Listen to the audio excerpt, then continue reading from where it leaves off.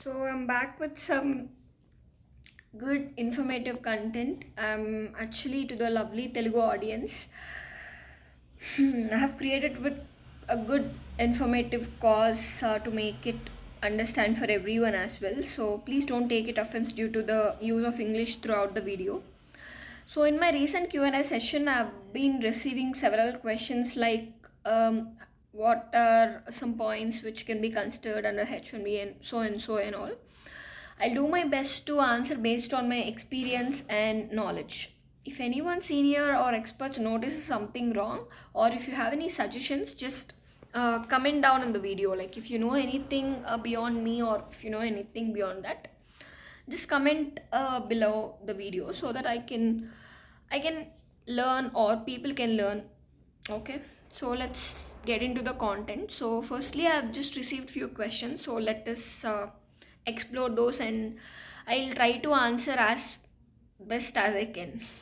So the process of non-immigrant visa who came for work, like temporary employment, is called H1B. That comes under 6 years, like 3 years and 3 years extended.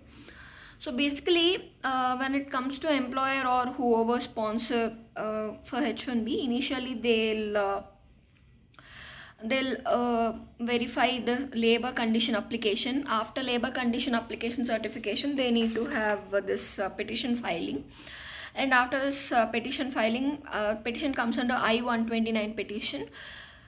After petition filing, there will be approval from USCICS. So after the approval, there is a lottery pickup, like randomly they'll pick some H1s, as you all know.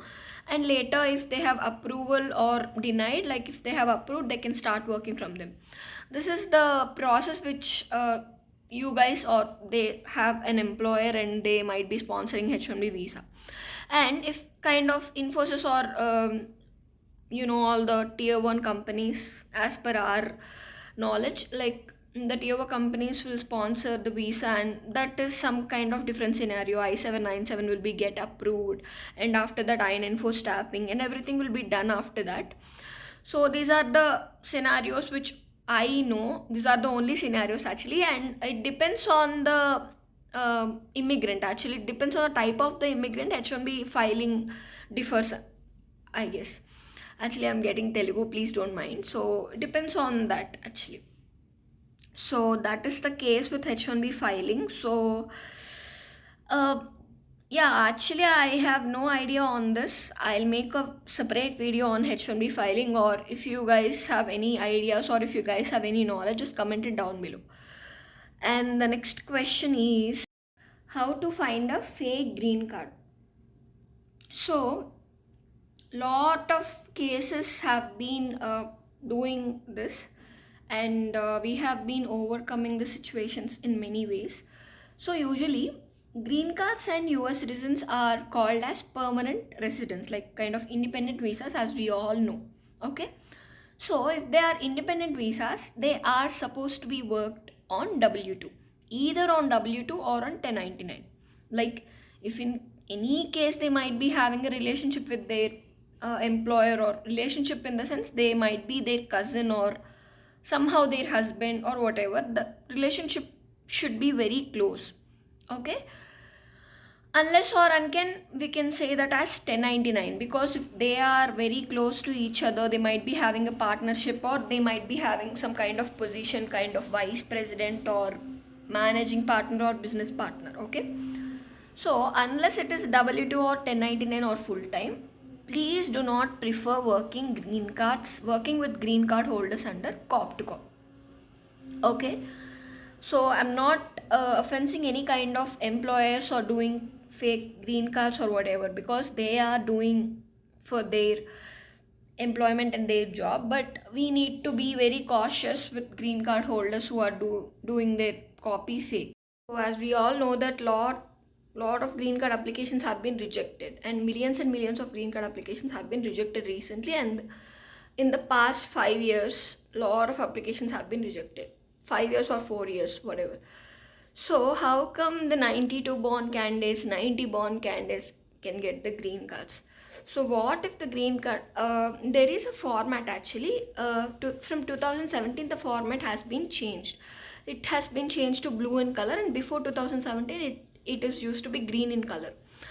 I think I'll be attaching the formats also. I'll be attaching the photos here, you can check it. The format of 2017 and the latest format I'll be attaching. I'll be collecting somehow and I'll be attaching. The genuinely a green card, how they'll work on cop to cop. Just please try to use your brain. It's just a common sense. So yeah, and okay, the candidate is technically really sound, and if they're not coming, just ask them to come on your W2 or the client's W2. All the green card visas are with 90 and below 91.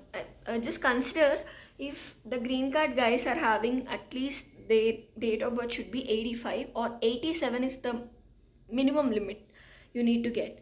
Other than that, please do not consider any green card. If they're really genuinely a green card holder, they'll not show any kind of attitude, because to get a green card through work visa or through work, like in the process of work, they have to struggle lots and lots and lots.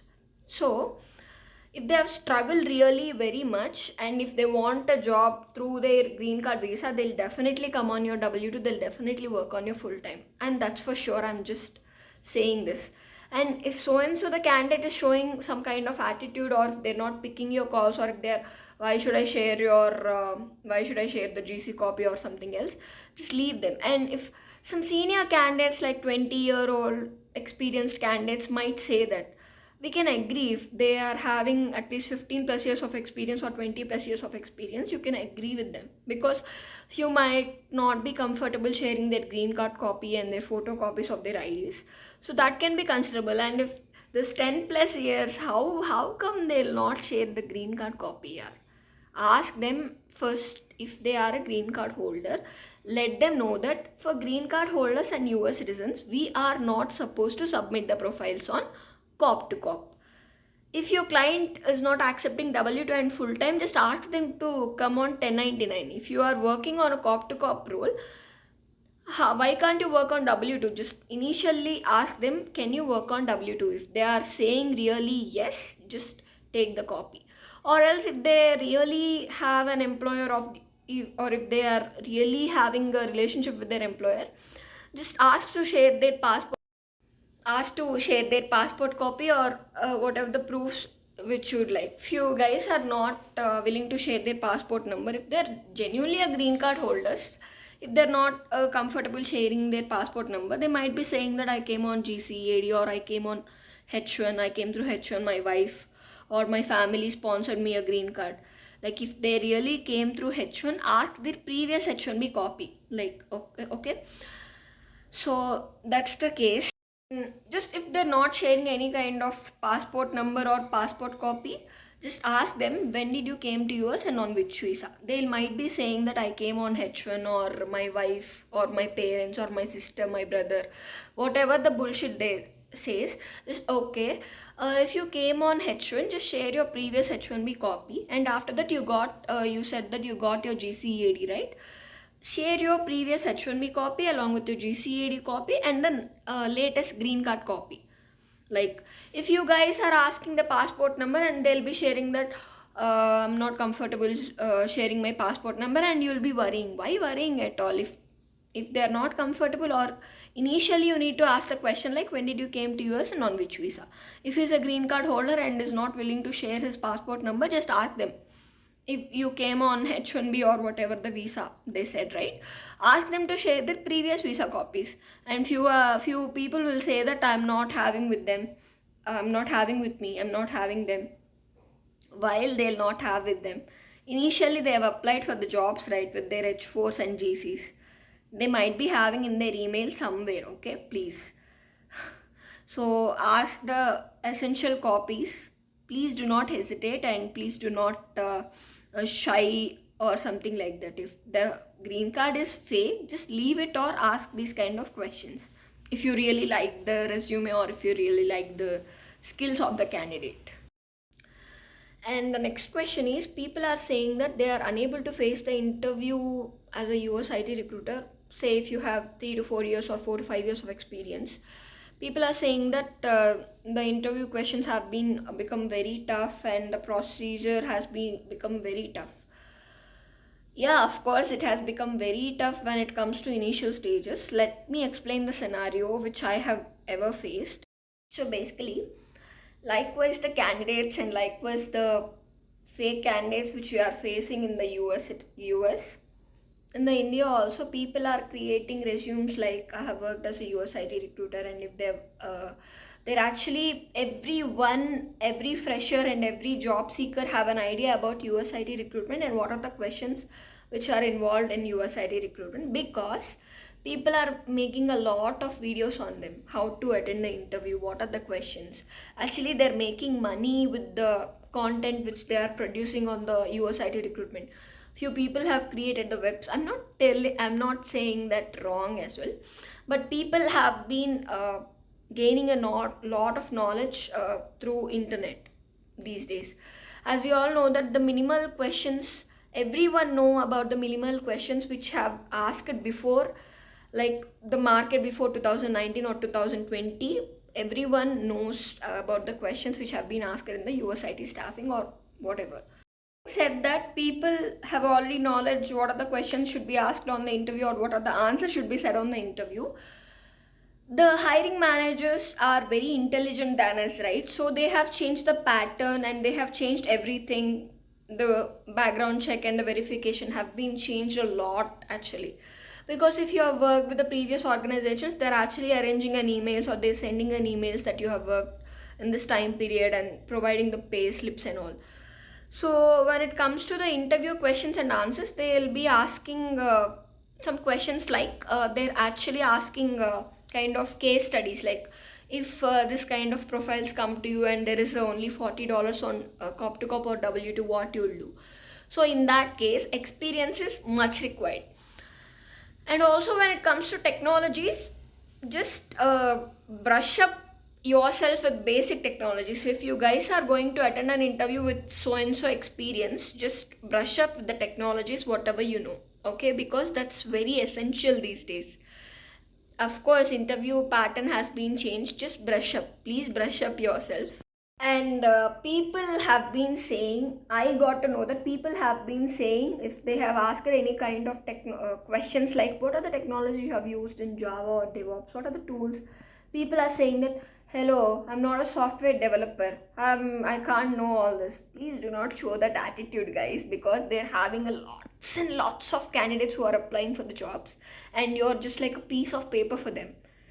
Of course, few companies might consider such attitude kind of answers, but 90% of the organizations will not base such kind and they'll not entertain such kind of attitude.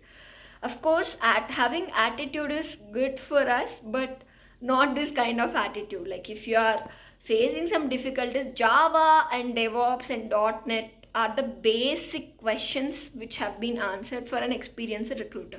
So please brush up with the basic skills like Java, .NET, DevOps, and business analyst QA. And in the QA, they might be asking what are the types of testing. You might be having the testing like manual testing, automation testing, performance testing. And in the performance testing, we might be having some load tester, load runner. Apart from all this Java, BA, QA regular requirements, we might be having some ERP requirements. So what are ERP requirements? In the ERP, SAP and Oracle. In the Oracle, we might be having some modules like warehouse and all. And in the SAP also, we might be having lots and lots of modules like SAP MM, SAP WM. If you're not having and if you have not worked on ERP requirements, just say that mostly I've worked on Java and all. I might not be having an idea. I'll just go through the job description. If they might have asked you about ERP or something else. Otherwise, please do not raise the topic which you don't know.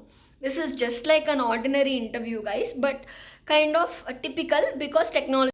So do not raise the points whichever you have not worked or you don't know. Please do not make some build up or something. So you might be having your proper reasons to change, right? So people will say that I'll be growing, like just I'll be growing or whatever the reason you're comfortable with, just tell your reason, it's okay. And I got to know that one of our colleague has said that I'm just changing because they're not having health insurance. Please do not say such silly answers, guys. Please, please, please. So you need to be very diplomatic in terms of this. Of course, in life will be very diplomatic in life, and having people around will be behaving very diplomatic. But when it comes to interview, why you guys are not behaving diplomatic, guys? That is why we are failing in the interviews. Even I did, you did, lot of people are doing this. And coming to the technologies again, just let them know whatever you've worked. They'll be asking, right, what are the technologies you work? Just if you know a set of technologies, explain the technologies which you only know. Please do not go, I'll be working on this and this network engineering or network architect. They might be involving deep. In network, we have some TCS IP, some skills which are involved, and we don't know, we don't even know the full form of that, dude.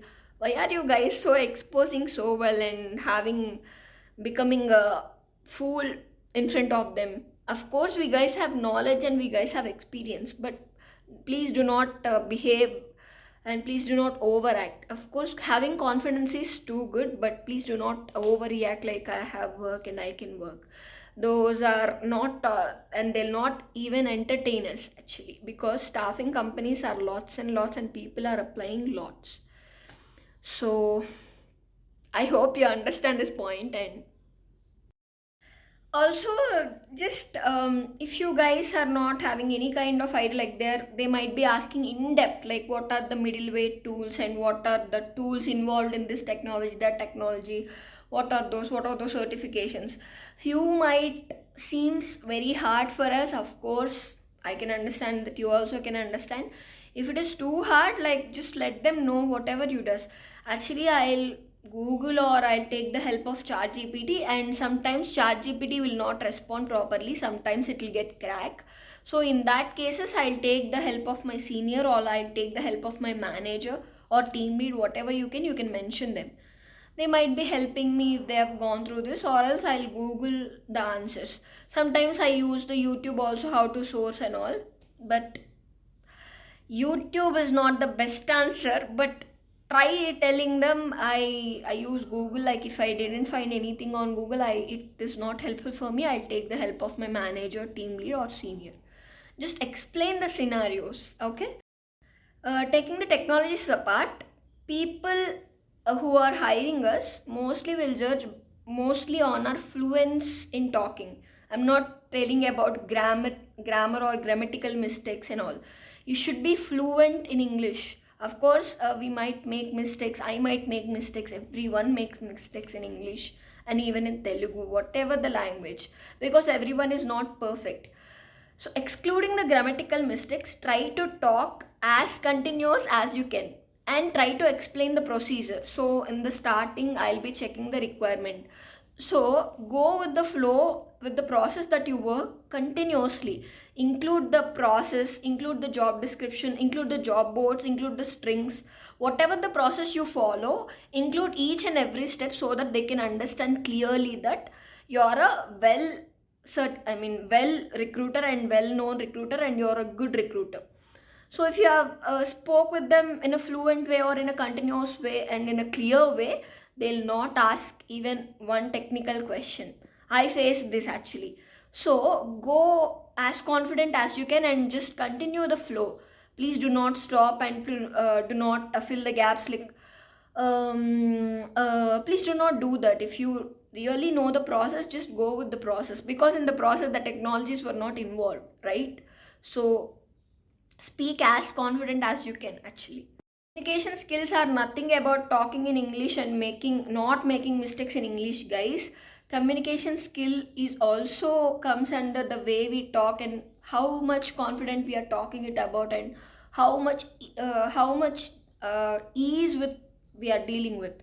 So that comes under, guys. So if you are really talking nice and if you are going with the flow with the process, first let them know that I usually turn on the system and I usually check the replies of the previous day requirements, and later I'll just reach out to my manager, and later I'll ask what are the priority requirements to work on. Later, job board, sourcing, database, and after sourcing, whatever you can, the document screening and all.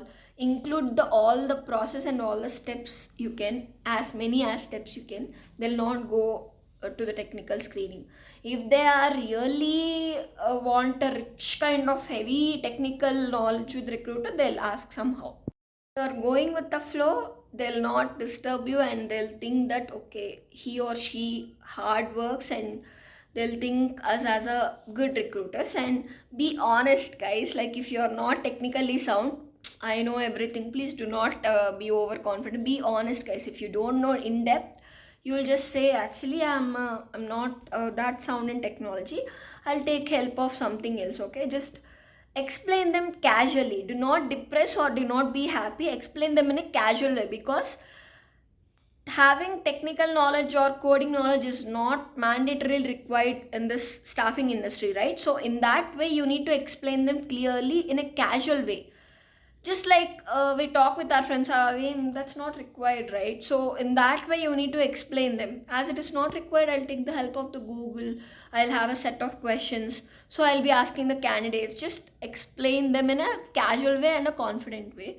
They'll definitely select you guys. If this does not work, luck luck will not favor us. Of course these tips will definitely work, because I've just gone through these and I've overcome my interview fear. So yeah, that's all actually. When it comes to interview guys, be confident, and do not overreact, do not show the attitude, and also demand hike a little more guys. But not too much. Like few guys are asking lots and lots of hike, and they'll not consider, depends on our hike and our attitude. Please do not show attitude. Please do not demand more hike. If it is reasonable, the maximum percentage you need to ask is 20% of your hike. If it is reasonable, okay, go with that. If it is not, okay. Few companies might not give, few companies will ask, can you work for the same salary, whatever. Just answer accordingly actually. So that's the way you can answer. And coming to that, they might be asking, do you have any questions? So if they have asked, do you have any questions, ask them that what are the clients we work with, or what are the requirements. Are we working on W2 or C2C or 1099? Do we also get non-IT requirements? Ask this work kind of stuff. They might get impressed with your questions.